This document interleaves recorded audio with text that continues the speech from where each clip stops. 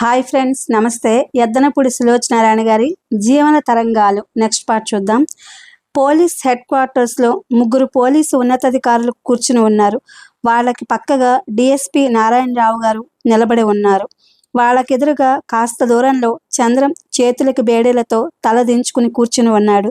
చంద్రానికి వెనుకగా కాస్త పక్కగా విజయ్, అనంత్ నిలబడి ఉన్నారు. అప్పటికి చాలాసేపటి నుంచి వాళ్ళందరి మధ్య ఏదో చర్చ జరుగుతున్నట్లు అందరి ముఖాలు సీరియస్గా ఆలోచనలుగా ఉన్నాయి. గదిలో నిశ్శబ్దం ఆవరించుకుంది. కొద్దిసేపు అయిన తర్వాత ఆ నిశ్శబ్దాన్ని చీల్చుకుంటూ కమిషనర్ గారి స్వరం వినిపించింది. మిస్టర్ చంద్రం, మీరు మనసు విప్పి ఉన్నది ఉన్నట్లు చెప్పకపోతే లాభం లేదు. మీ మౌనం మీకే నష్టం అని హెచ్చరిస్తున్నారు. చంద్రం మాట్లాడలేదు, తలెత్తలేదు. డిప్యూటీ కమిషనర్ కల్పించుకుంటూ అన్నారు, పోనీ మాకు వివరాలు వద్దు. ఆ గ్యాంగ్ ఆచూకీ ఇవ్వండి చాలు. మీరు తీగ కొన మా చేతికి అందిస్తే మేము డొంకంగా తిరగవేయగలం. చంద్రం ఒకసారి తలెత్తి వాళ్ళ వైపు చూసి మళ్ళీ తలదించుకున్నాడు. అతని ముఖం ఆవేదనకి, ఆరాటానికి ప్రతిరూపంలా ఉంది. విజయ్ 2 అడుగులు వేసి చంద్రం దగ్గరగా వచ్చాడు. చంద్రం భుజం మీద చేయి వేస్తూ మృదు గంభీరమైన స్వరంతో అన్నాడు, చంద్రం, నీ దాచటం వల్ల ఇంకా ఎంతమందికి అన్యాయం చేస్తున్నావో ఒక్కసారి ఆలోచించు. ఎంతమంది నీలాంటి అమాయకులు ఈ అగ్నికి ఆహుతైపోతారో గుర్తు చేసుకో. మనం వెళ్ళినది కంటక మార్గం అని తెలిసినప్పుడు ఇంకెవరిని ఆ వైపు రావద్దని హెచ్చరించడం మన ధర్మం. విజయ్, మీకు తెలియదు. నేను తలెత్తి చూసిన చంద్రం నిస్సహాయంగా అన్నాడు. విజయ్ అతన్ని మధ్యలోనే ఆపేశాడు. నాకు తెలుసు చంద్రం, నువ్వు అమాయకుడివి. దురదృష్టవశాత్తు నువ్వు కూరుకుపోయిన ఈ పాప పంకిలం వల్ల నీ మనసు మాలిన్యం కాలేదని మాకు తెలుసు. అందుకే ఇందులో నుంచి బయటకు లాగాలని మా తాపత్రయం చెందు. జరిగిపోయిన నీ జీవితం కంటే జరగబోయేదే ఎక్కువగా ఉంది.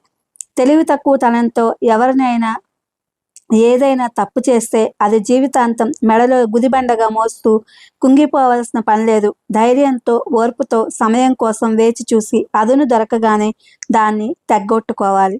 ఇంతలో కమిషనర్ గారు కల్పించుకున్నారు. కరెక్ట్ మిస్టర్ చంద్రం, మీరు మళ్ళీ మనిషిగా మా అందరిలా బ్రతకాలనుకుంటే ఇది సువర్ణ అవకాశంగా దీన్ని జార విడుచుకునే మూర్ఖులు కావద్దు. కొద్దిసేపు మళ్ళీ నిశ్శబ్దం ఏర్పడింది. అందరూ ఆలోచనగా, ఆదుర్దాగా చంద్రం వైపు చూస్తున్నారు. చంద్రం చెప్పటం ప్రారంభించాడు. మొదట మెల్లగా, అది నిదానంగా, ఆగి ఆగి గుర్తు చేసుకుంటున్నట్లుగా ప్రారంభించాడు. నేను చాలా దరిద్రంలో పెరిగి పెద్దవాడిని అయ్యాను. చదువు అంటే నాకెంతో ఇష్టంగా ఉండేది. ఎలాగో కష్టపడి చదువుకుంటే మంచి ఉద్యోగం చేయవచ్చునని, మా కష్టాలు గట్టెక్కుతాయని ఆశగా ఉండేది. స్కూల్ ఫైనల్ పాస్ అయ్యాను. అప్పటి వరకు నాకు ఇల్లు, పుస్తకాలు తప్ప మరో ప్రపంచమే తెలియదు. నలుగురిలోకి వెళ్ళటం అంటే మొహమాట పడేవాడిని. స్కూల్ ఫైనల్ చాలా మంచి మార్కులతో పాస్ అయ్యాను. కాలేజీ చదివే స్తోమత మాకు లేదు. నా చదువుకి ఇక స్వస్తి అని తెలిసిన రోజున కుళ్ళి ఏడ్చాను. ఎవరైనా డబ్బు గల వాళ్ళని మాకు చూపించి నా చదువు కొనసాగేలా చేయమని రోజు దేవుడిని ప్రార్థించేవాడిని. నా ప్రార్థనలు దేవుడికి వినిపించలేదేమో. నా ఆశ మాత్రం నెరవేరలేదు. మా అక్క రోజా, నేను అక్క తమ్ముళ్ళంగా కాక ప్రాణ స్నేహితులుగా ఉండేవాళ్ళం. రోజా నా బాధ గ్రహించి నన్ను ఓదార్చేది. చదువుకోవడానికి ఎప్పుడైనా చదువుకోవచ్చునని, దానికి వయసుతో ప్రసక్తే లేదని ధైర్యం చెప్పేది. దాంతో నేను ఉద్యోగాన్వేషణ ప్రారంభించాను. స్కూల్ ఫైనల్ పాస్ అయిన వయసు ఎక్కువ లేకపోవడంతో నాకు ఉద్యోగం ఎక్కడా దొరకలేదు. 1-2 చోట్ల మా మావయ్య ప్రైవేట్ కంపెనీలో ప్రయత్నించారు. వాళ్ళు కొంతమంది రికమెండేషన్ కావాలన్నారు, కొంతమంది డబ్బు కావాలన్నారు. ఈ 2 మా వల్ల జరగలేదు. నేను చదువుకోవడానికి ఆర్థిక స్థితి బాగలేదు. ఉద్యోగం చేయడానికి బయట ఎక్కడా అవకాశం దొరకలేదు. ఎప్పుడు చదువు ధ్యాసతో 24 గంటలు గడిపే నాకు ఖాళీగా ఉండే ఈ సమయం ఏం చేసుకోవాలో తోచలేదు. పిచ్చి పట్టినట్టు మొదట కొన్ని రోజులు రోడ్లు, పార్కులు తిరిగాను. అది విసుగొచ్చింది. ఊరికే కూర్చోవడం, ఇలా రోజులు ఎలా గడుస్తాయా అని ఆలోచించుకోవడం, ఈ విసుగుతో క్షణాలు లెక్క పెట్టుకోవాల్సి వచ్చింది. నాకు భరించరాని బాధగా తయారైంది. దానికి తోడు ఇంట్లో మా అత్తయ్య సాధింపులు. కొంచెం ఇంట్లో ఉంటే ఆవిడ పోరు, బయటకు వెళితే తోచదు. ఇంకా కొద్ది రోజులు ఇలాగే ఉంటే నాకు పిచ్చి పడుతుందేమో అని భయం వేయసాగింది. ఒకసారి ఇంట్లో మా అత్తయ్యతో తగాదా పడ్డాను. ఆవిడ నన్ను నానా తిట్లు తిట్టింది. ఆ మాటలు, ఆ తిట్లు అసలే అశాంతిగా, చిరాకుగా ఉన్న నాకు ఎక్కడ లేని ఆగ్రహం తెప్పించినాయి. ఇంట్లో నుంచి బయటకొచ్చేశాను. నా కాళ్ళ మీద నేను నిలబడే వరకు ఇంటి వద్దకు వెళ్ళకూడదని ప్రతిజ్ఞ చేసుకున్నాను. కానీ ఎక్కడికి వెళ్ళాలి? ఈ ప్రపంచంలో నేను వెళ్ళదగిన చోటు ఏది అనిపించసాగింది. ఈ పిరికితనం కూడదు అనిపించింది. సరాసరి రైల్వే స్టేషన్కి వచ్చాను. చేతిలో కానీ లేకుండా ఏ ఊరు వెళ్తాను? అక్కడే 2 రోజులు గడిపాను. నాకు విపరీతమైన ఆకలి వేయసాగింది. బజారు పంపు దగ్గర నీళ్లు తాగితే కడుపులో తిప్పడం ప్రారంభించింది. మనసులో ఇంటికి వెళ్ళాలని కోరిక మొదలైంది. మళ్ళీ అత్తయ్య తిట్లు గుర్తుకు వచ్చి రోషం వచ్చింది. ఆకలితో ఇక్కడే ఈ బెంచి మీదనే చచ్చిపోతాను కానీ ఇంటికి మాత్రం వెళ్ళకూడదు అనుకున్నా. ఆ ఆకలి ఎంత భయంకరమైందంటే అబ్బా, త్వరగా ప్రాణం పోతే ఎంత హాయిగా ఉంటుంది అనిపించింది. నేను అక్కడ బెంచి మీద కూర్చుని ఉన్నాను. నా కళ్ళెదుట మహాద్భుతమైన ఒక విచిత్రం జరిగింది. నేను చూస్తుండగానే అటువైపు నుంచి ఒక లావుపాటి గుజరాతీ ఆవిడ కుడి చేతి నిండా బిస్కెట్లు పొట్లాలు, ఎడం చేత్తో బత్తాయిలు నింపిన కవరు తెస్తోంది. ఇంతలో ఇటువైపు నుంచి దాదాపు నా వయసే ఉన్న ఒక కుర్రవాడు నడుస్తున్న వాడల్లా హఠాత్తుగా పరిగెత్తి ఆవిడకి డాష్ ఇచ్చాడు. పరధ్యాసగా నడుస్తున్న ఆవిడ చేతిలో పళ్ళన్నీ క్రింద పడి ప్లాట్ఫామ్ అంతా దొర్లిపోయినాయి. ఆవిడ అతన్ని తిడుతూ కొన్ని ఏరింది. అతను గబగబా ఏరి క్షమాపణ కొడి ఆవిడకి ఇచ్చాడు. ఆవిడ అటువైపు తిరిగి ఏర్పడుతున్న కొన్ని పళ్ళు ఆ జేబులో ఈ జేబులో తోసేశాడు. ఆవిడ వెళ్ళిపోయిన తర్వాత అతను ఆ పళ్ళను నా వైపు తీసుకొచ్చి నా పక్క బెంచ్ మీద కూర్చుని జేబులోంచి ఒక్కొక్కటి తీసి ఒలుచుకుని తినసాగాడు. నాకు ఇది అద్భుతంగా అనిపించింది. అయోమయంగా కూడా తోచింది. కంగ్రాచులేషన్స్ అన్నాను. అతను నా వైపు చూశాడు. మీరు కావాలని ఎందుకు డాష్ ఇచ్చారో నాకిప్పుడు అర్థమైంది. ఆ కుర్రాడు నిర్లక్ష్యంగా తల తిప్పాడు. అలాంటి వాళ్ళు మర్యాదగా అడిగితే కూడా ధర్మం చేయరు. దున్నపోతులా ఉన్నావు, కష్టపడలేవా అని తిడతారు. అందుకే వాళ్ళ రోగం ఇలా కుదురుస్తాను అన్నాడు. అతను తింటుంటే నేను ఆశగా అతని వైపు చూశాను. అతను నా కళ్ళల్లో ఆకలి గుర్తించినట్టుగా కావాలా అని అడిగాడు. కావాలన్నట్లు తలూపాను. అతను ఒక బత్తాయి తీసి నా చేతికిచ్చాడు.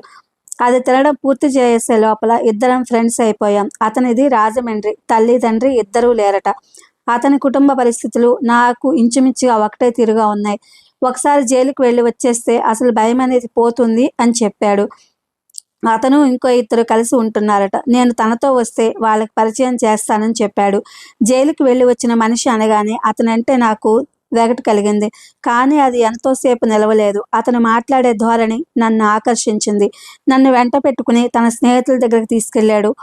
వాళ్ళు చూడడానికి స్టూడెంట్స్ లాగానే ఉన్నారు. కానీ అసలు చదువు రాని వాళ్ళు. ఎంతో బాగా మాట్లాడారు.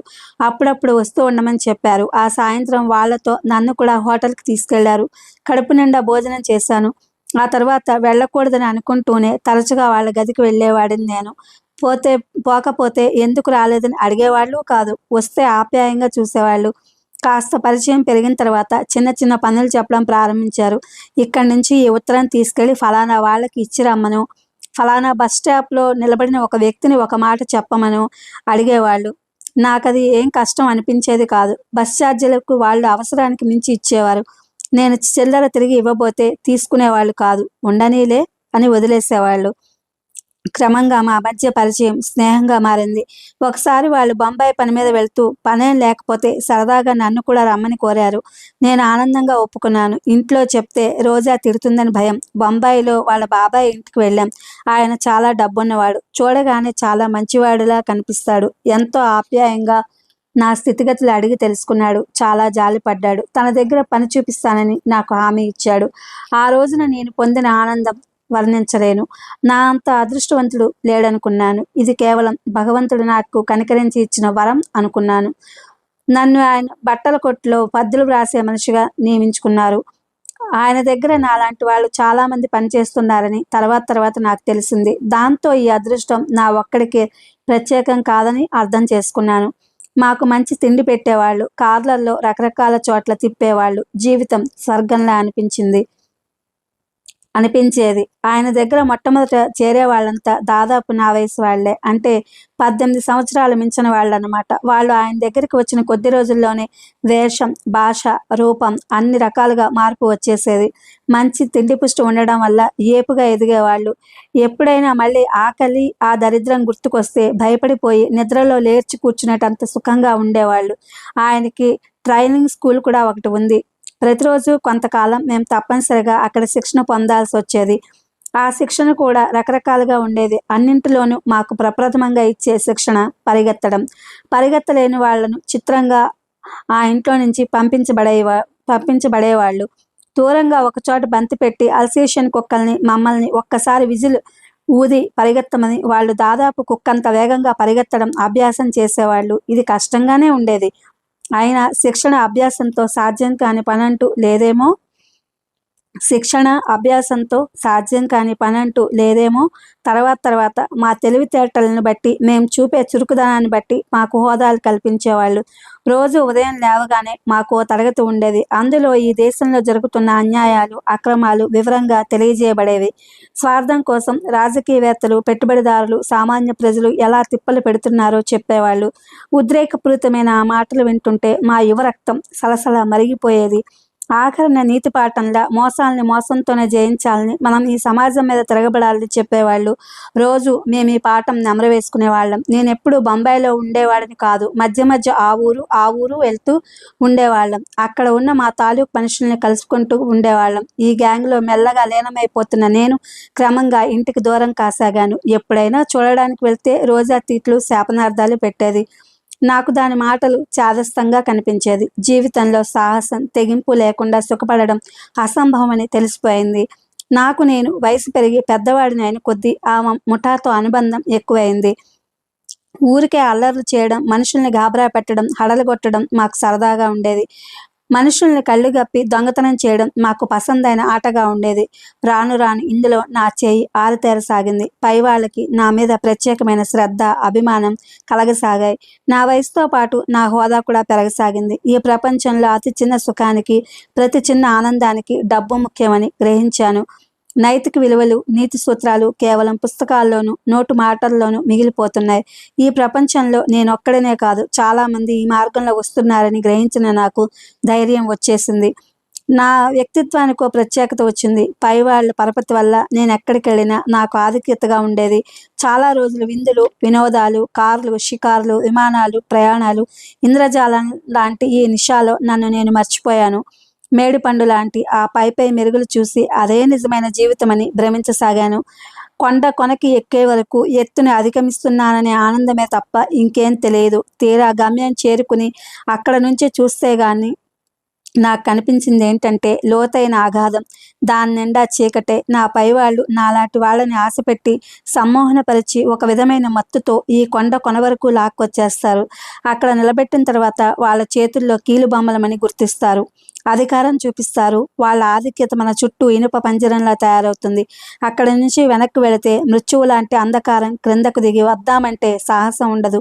ఈ రెండూ చేయలేక వాళ్ళు ఆడే చదరంగంలో పావులుగా మారక తప్పదు.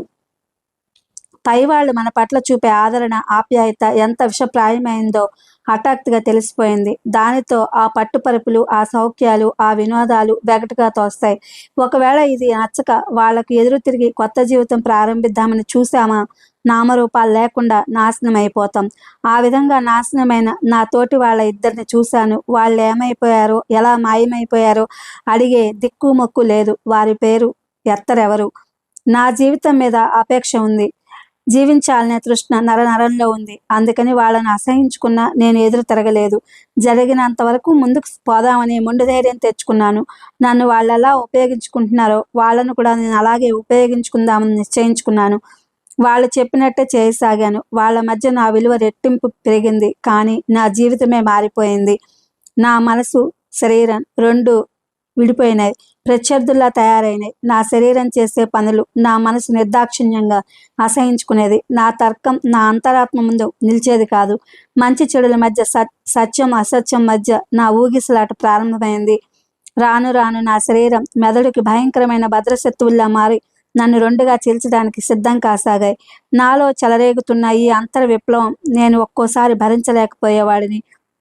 ఆ సమయంలో రోజా సమక్షం ఒకటే నాకు హాయిని కలిగించేది. కానీ దాని దగ్గరకు వెళ్ళడం ఆలస్యం. నాలో మండుతున్న ఈ దావాగ్నికి ఇంకో 4 సమిదలు వేస్తున్నట్లు మాట్లాడేది.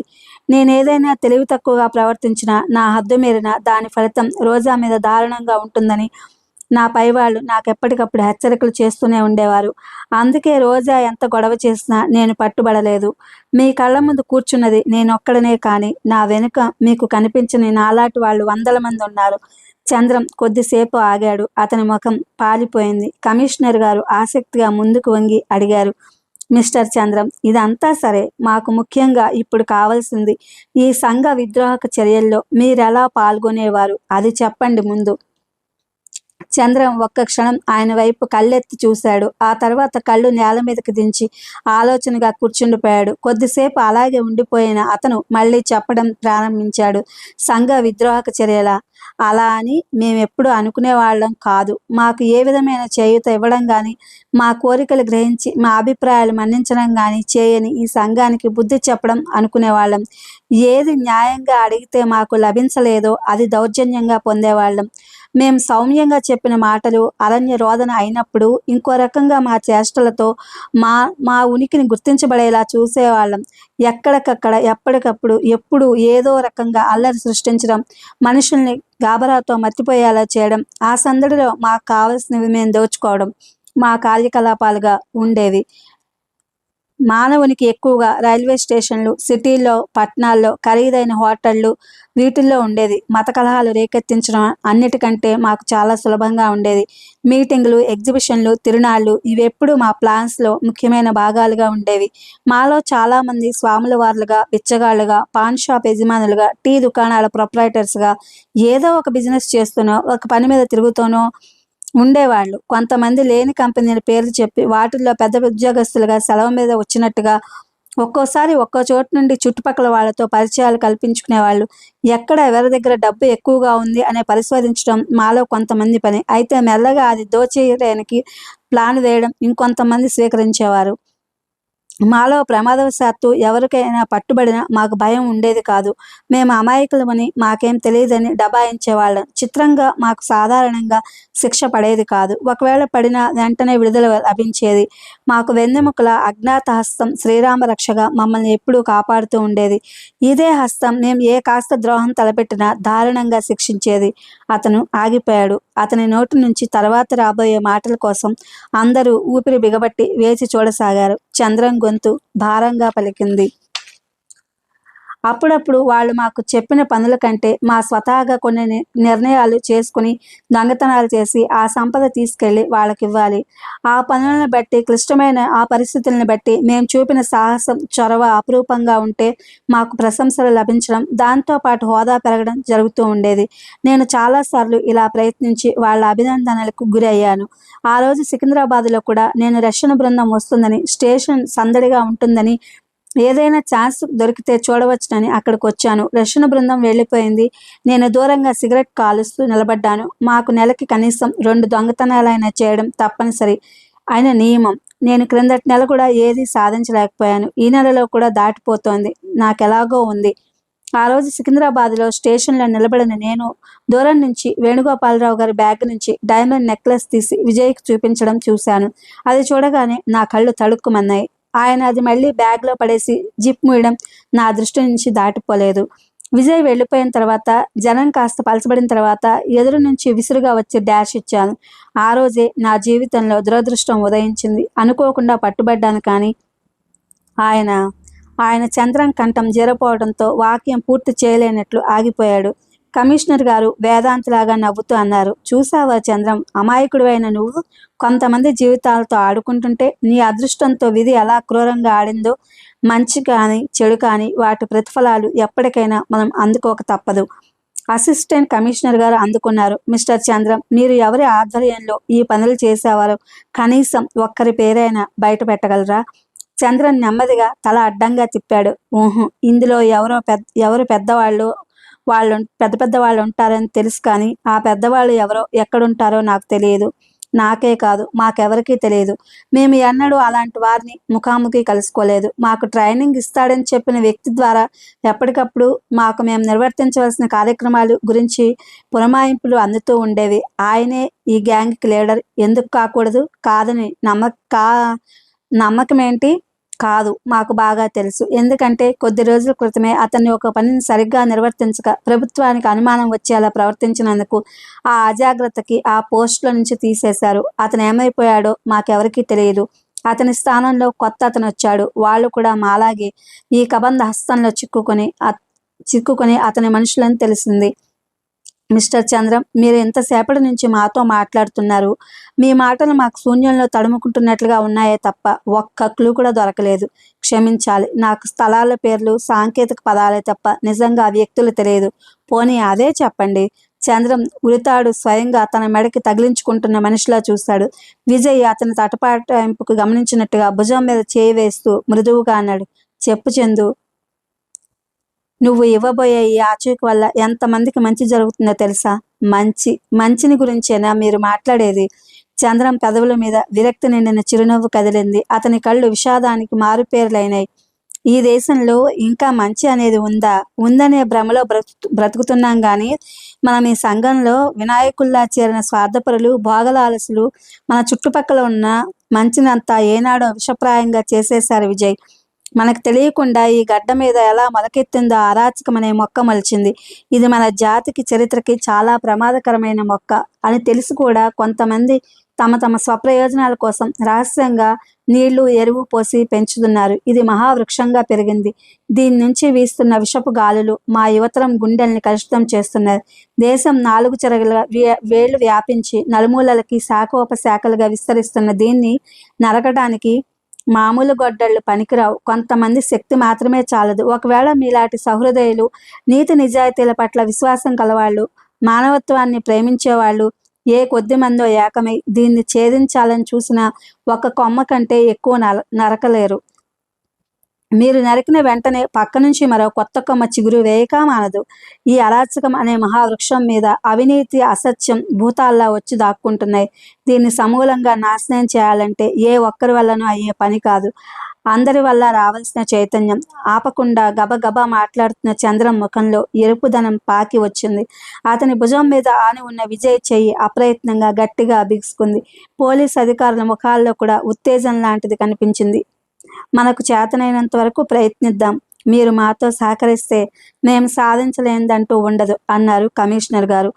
చంద్రం ఆ ఊళ్ళో ఇతర నగరాల్లో కొన్ని ప్రదేశాల పేర్లు, కొన్ని సంకేత శబ్దాలు చెప్పాడు.